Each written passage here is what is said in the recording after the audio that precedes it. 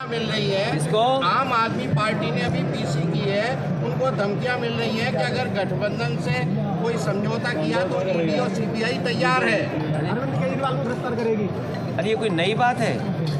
आप बताओ, आप तो पत्रकार साथी हो, आप अगर सरकार के खिलाफ कोई खबर चला देते हो तो आप पे एफआईआर दर्ज हो जाती कि नहीं हो जाती?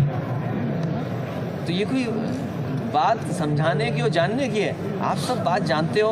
अगर आप भी कोई सही सच्ची खबर चला दें तो आप पे भी एफआईआर हो जाएगी कि नहीं हो जाएगी? आपको धमकी वाला फ़ोन आएगा कि नहीं आएगा? एसओ साहब का फ़ोन आएगा कि नहीं आएगा? तो जैसे पुलिस है यहाँ, वैसे ही विभाग ईडी है। प्रधानमंत्री ने आज आरोप लगाए हैं, प्रधानमंत्री जी ने आरोप लगाए हैं इंडिया गठबंधन। पत्रकार भी पीडीए की तारीफ कर रहे हैं। सर चंद्रशेखर हाँ, वो बात आनी है, अभी आखिरी में आनी है। छोड़कर गए उन्होंने अपनी पार्टी बनानी है। मैं अपने अजीम भाई को और बहुजन समाज पार्टी के बड़े नेता टीटू और पूर्व में रहे इनके परिवार से प्रधान और इनके सहयोगी साथियों का सबका स्वागत करता हूं। और रुखसाना बेगम जो मेयर का चुनाव लड़ी थी, उस परिवार से भी मेरी भेंट हुई है। वो भी आज समाजवादी पार्टी में शामिल हो रहे हैं और मदद करने के लिए उन्होंने आह्वान किया है। मैं अजीम भाई का और टीटू और इनके जितने भी सहयोगी साथी हैं उनका धन्यवाद देता हूं। और इसलिए भी धन्यवाद देता हूं कि ये बड़ी लड़ाई जो बाबा साहब भीमराव अम्बेडकर जी का संविधान बचाने की, इस देश का संविधान बचाने की, लोकतंत्र बचाने की, हमारे भाईचारा को बचाने की, आपस की जो मिली जुली संस्कृति उसको बचाने के लिए ये दोनों लोग जो साथ आए हैं, मैं इनका स्वागत करता हूं और बधाई देता हूं। और मुझे उम्मीद है कि पार्टी के लोग और हम सब लोग मिलकर के इनका वैसा ही सम्मान करेंगे जैसे पूर्व में हम लोग सम्मान करते हैं। और एक्सपोज इसलिए है कि आप सरसों का तेल की कीमत पता कर लो, आप दाल की कीमत पता कर लो, चीनी की कीमत पता कर लो, और जो दावा कर रही सरकार कि हम दुनिया के 5वीं अर्थव्यवस्था बन गए हैं, वो 80 करोड़ लोगों को राशन खिला रही है। ये सोचिए आप। और किसान की किसी भी फसल की कीमत नहीं दे पा रही। ये सरकार सदन में कहती थी कि हम आलू खरीदेंगे। अरे आप तो आलू बेल्ट के लोग हैं, अगर एक भी आलू खरीदा हो तो बता दो आप। और फिर जो नमक फ्री दिया था इन्होंने राशन में, बताओ आज नमक की कीमत क्या हो गई है?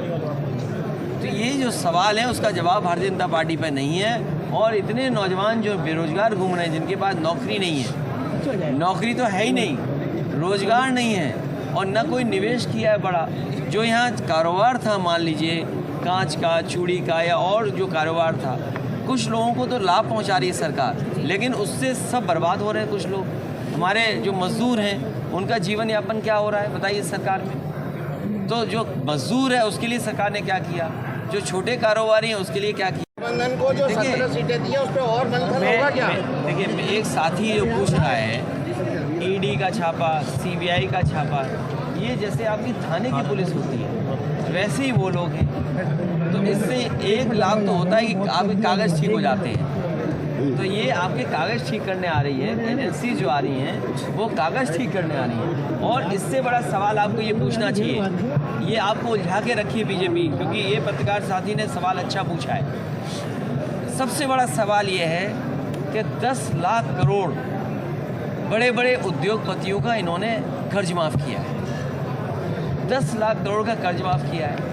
और देश के बड़े बड़े उद्योगपतियों को लोन कितना दिया है आप सोचिए। ये जो महंगाई है, जो नौकरी नहीं है, रोज़गार नहीं है, उसका कारण एक ये भी है कि 10 लाख करोड़ तो इन्होंने उद्योगपतियों का कर्ज माफ़ कर दिया। और जो पैसा किसान, गरीब और नौजवान के लिए नौकरी के लिए खर्च होना था, वो पैसा उन्होंने उद्योगपतियों को दे दिया लोन। तो अगर देश के उद्योगपति सब पैसा लोन में ले लेंगे और उन्हीं का कर्ज माफ़ हो जाएगा तो हमारे किसान का और नौजवान का भला कैसे होगा? तो आपको उलझाने के लिए, विपक्ष को डराने के लिए, विपक्ष अपनी आवाज़ न उठाए उसके लिए ईडी। अरे ईडी अभी तो विपक्ष में चल रही है। ये हमारा पत्रकार साथी जब न्यूज़ चलाएगा तो ये भी चलाएगा कि जो अखबार, जो टीवी न्यूज़ कभी सरकार के खिलाफ दिखाता है उस पर भी सीबीआई और ईडी हुई है। हुई कि नहीं? भैया, इंडिया गठबंधन में 17 सीटें दी गई है कांग्रेस को, क्या इसमें और मंथन होगा या 17 काफी है? तुम्हें कोई समझ में आ रहा हो कि ये भी दे दो, बता दो। और परिवारवादी गठबंधन है, इनसे बच के रहा जाए। देखिए, कोरोना के समय पे हम लोगों ने एक वो प्रचार सुना था, 2 गज दूरी, 2 गज दूरी, और अभी आपने देखा होगा कितने कदम की दूरी थी, कितने कदम की दूरी थी। ये तो दूरी पहले ही बनाए हुए हैं सरकार। और फिर ये जो मिल्क प्लांट है उसी का उद्घाटन हुआ है ना। अमूल का प्लांट सुनने में आया कि उद्घाटन होने जा रहा है। ये अमूल के प्लांटों को लाने का काम समाजवादी सरकार में हुआ था। मुझे याद है सबसे पहले भोगनीपुर, उसके बाद लखनऊ में, और तीसरे का एमओयू हुआ था वाराणसी में। सरकार को बताना चाहिए कि इसके अलावा क्या इन्वेस्टमेंट आया है अमूल का, और इसके साथ साथ समाजवादी सरकार में जो किसानों को उनके दूध की सही कीमत मिल सके, इसके लिए पराग को 2000 करोड़ से ज़्यादा बजट दिया गया था, और इसी फिरोजाबाद में लगभग 100 करोड़ रुपए पराग को दिए गए थे। मुझे सुनने में आया है कि जो मशीनें, जो इक्विपमेंट्स, जो प्लांट की ज़रूरत की चीज़ें उस समय आई थी 100 करोड़ की, वो सब धूल खा रही हैं, मशीनें ख़राब हो रही हैं, बर्बाद कर दिया। तो इन्हें सरकार को बताना चाहिए कि पराग में या अमूल में या और डेयरियां हैं उनमें क्या सुधार लाए हैं। हम तो अपने यहाँ का जानते हैं, यूपी का पहला काऊ मिल्क प्लांट, यूपी का पहला पराग का काऊ मिल्क प्लांट कन्नौज में, उमरदा में समाजवादियों ने लगाया था, और इसलिए लगाया था कि किसान अगर अपने गाय का दूध उस प्लांट को देगा तो भैंस के दूध से 4 रुपये ज़्यादा गाय के दूध का पैसा दिया जाएगा।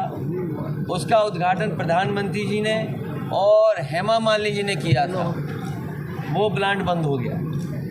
सोचिए, वर्ल्ड क्लास टेट्रा पैकिंग से लेकर के सब मिल्क के जो प्रोडक्ट बनने थे, वो काऊ मिल्क के प्रोडक्ट बनने थे, उस प्लांट को इन्होंने बर्बाद कर दिया।